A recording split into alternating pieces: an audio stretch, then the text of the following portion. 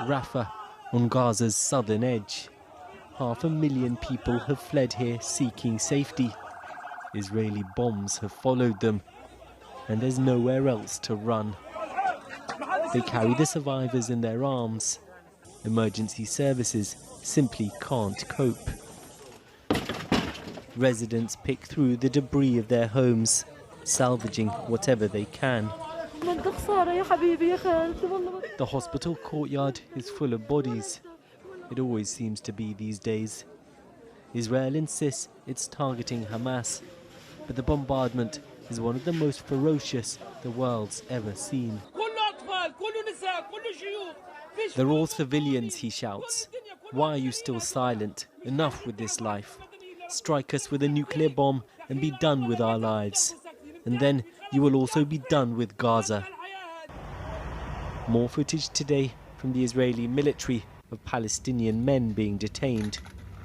After international criticism of previous images, this time they're not stripped or bound. The army describes them as Hamas operatives taken for interrogation. Palestinians say many were medics from a hospital in Jabalia, northern Gaza. Prime Minister Netanyahu has vowed to continue until, in his words, Hamas is annihilated, following the October the 7th attacks. Nothing will stop us, he said yesterday, even in the face of rising international pressure. America's National Security Advisor Jake Sullivan today arrived in the country and is expected to discuss the timeline of the war. Israel's defense minister doesn't sound like he plans for it to end any time soon. It is not easy to destroy them. It will take and require a long period of time. It will last more than several months. But we will win and we will destroy them. Watching anxiously on, the families of more than 130 Israeli hostages still in Gaza. In recent days, the bodies of some have been recovered. Ella's mother was released during a brief truce. Her father is still captive. What did your mum tell you about what she had been through there? So she can't talk about it. She's very scared. She doesn't want to say things that she's been through there because she's scared what the Hamas can do to her.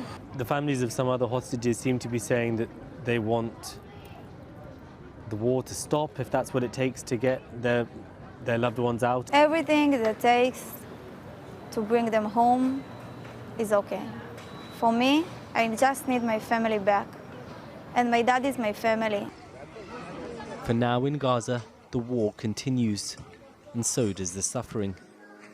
This conflict robbing so many of so much.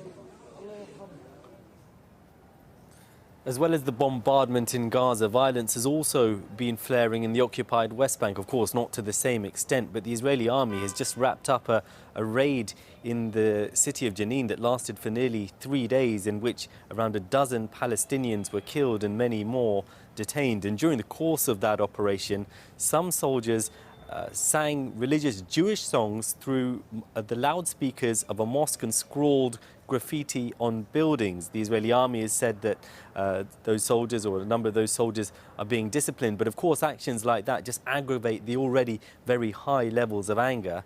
As for this meeting, this visit by the US National Security Advisor to Israel, I think there are two key areas on which the US and the Israeli government disagree. The first is the timetable for the war. The Americans want this high-intensity phase of it to be over much more quickly than the Israeli government does. And the second is the US wants the Israeli government to engage much more with the idea of the Palestinian Authority taking charge of Gaza after the war. But we have to see, really, how much America is really willing to push Israel on these issues.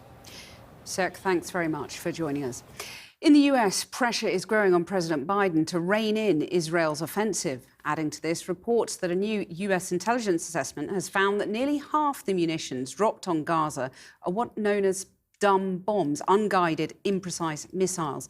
Let's get more now from our Washington correspondent, Siobhan Kennedy. Siobhan. Well, revelations, Kathy, about those dumb bombs certainly tally, don't they, with what Joe Biden was saying this week about indiscriminate bombing in Israel. Now, in the last half hour or so, the national security spokesman, John Kirby, was asked about that indiscriminate bombing inside the White House in the press briefing there, and he said that that certainly wasn't Israel's intention, but he said sometimes the results don't always come out that way. He was also asked about this notion that Israel said that it would take much longer to complete its operations in Gaza. Kirby said that there was nothing new in that they always knew that that was the time frame. But then he added this, that Jake Sullivan said that he had talked today to Netanyahu about transitioning, he said, from high intensity to low intensity operations sometime in the near future. He didn't say when that near future would be. Sullivan also pushed Netanyahu to find out what they were doing, Kirby said, to be more surgical in their targeting. I think it's very clear that Joe Biden has dispatched Jake Sullivan to Israel to put much more pressure on Netanyahu, because he simply is not happy about the way Israel is conducting this second phase of the war. And also because Joe Biden himself is also now facing much more pressure here at home, including from those within his own White House administration, some of whom held a vigil last night outside the White House because they said that they were growing so uncomfortable about implementing Joe Biden's policy in Gaza that they simply said that now they felt was the time to speak out. We went along to see them. We are here this evening to mourn the loss of every individual, beautiful and innocent life. Government workers, some from inside the Biden administration, stood outside the White House last night to deliver what they said was an urgent message to their boss. I'm here tonight because I am deeply conflicted about working for President Biden, who has, in 2 months' time, not called for a permanent ceasefire in Gaza. She, like many others, covered her face so as not to be identified. Some said they chose to wear the traditional keffiyeh scarf to show solidarity with the people of Gaza. Muhammad Ali, 1 year old. The names of hundreds of Palestinians killed since the war resumed 13 days ago were read aloud as roses were laid in their memory. Ubaida, Bilal, Yusuf Abu Mu'ayla, under 1 year old. I see my own child in those names and those kids in the images, and it's just, I think, just makes it especially hard. Mina Issam Mahmoud Abu Iyada, 14. There are many of us within this administration that are extremely tired of watching this unfold and knowing the power that the U.S. government has to stop it. One worker told us that staff were risking their careers, even their safety, but said they felt they had to speak out. You work for President Biden. What's your message to him here tonight? His staff is no longer comfortable. We are aiding and abetting in this, and that's why none of us can stay silent. Joe Biden, at least in the last 24 hours, seems to be changing his language. Messaging it's still important, but the thing that's going to change is the policy. Until he says the word that we are calling for a ceasefire, this will never stop. Under 1 year old. Well, joining me now is the United Nations Children's Fund spokesperson, James Elder, who's just returned from Gaza.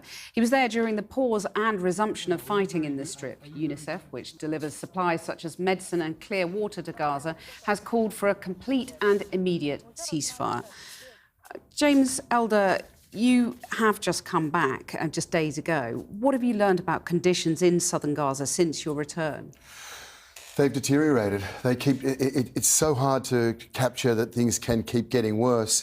But the thing that we kept trying to warn people of is not just this bombardment, not just this indiscriminate level, which is killing large numbers, unprecedented numbers of children, Kathy, but the conditions on the ground are just rife for disease. People are being pushed into areas with no clean water, no sanitation. They're called safe zones. It's a cynical use of language. They have nothing to do with safety. Legal safety is not just not being bombarded. Legal safety is access to a toilet or to clean water.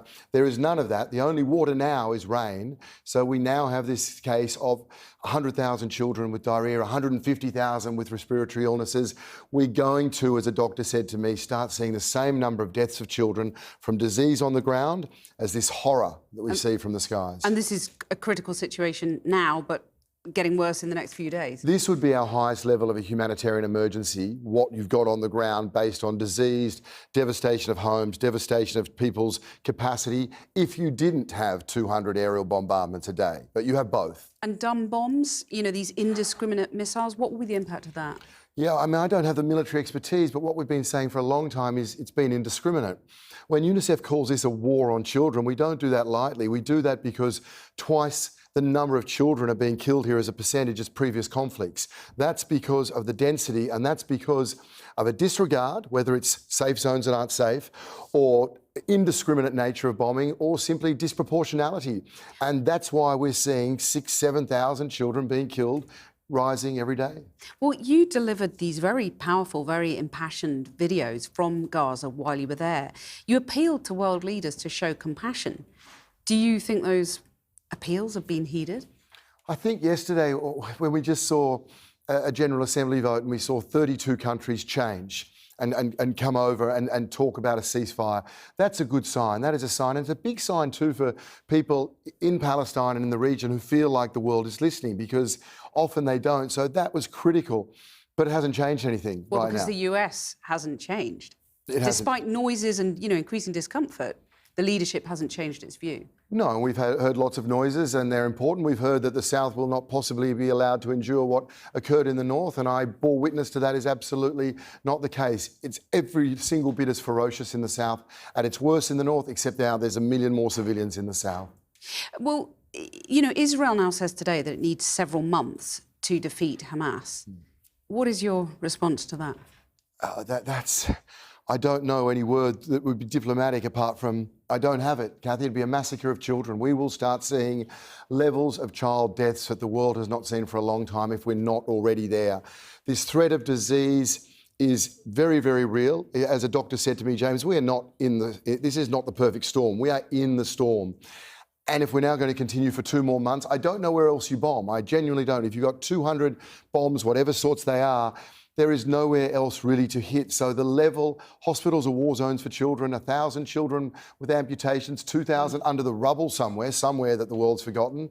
It's hell. And you know, it featured some of those children in your videos. Have you been in touch with some of their families since? How are they coping?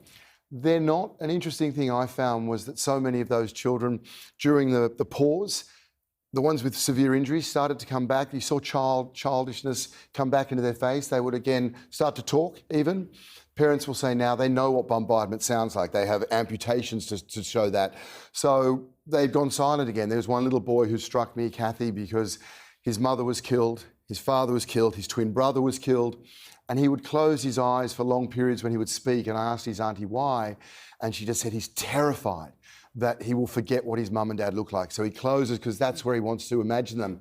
He too, in the last few days, what I've heard, is just sits with his eyes closed and doesn't speak. This is a nation of children, or 1 million children, call it what you will, Gaza, who are traumatised. Gaza is no place for children to recover, but it's a home to 1 million children, as you allude to, that some world leaders are clearly oblivious to. James Elder, thank you very much for joining us.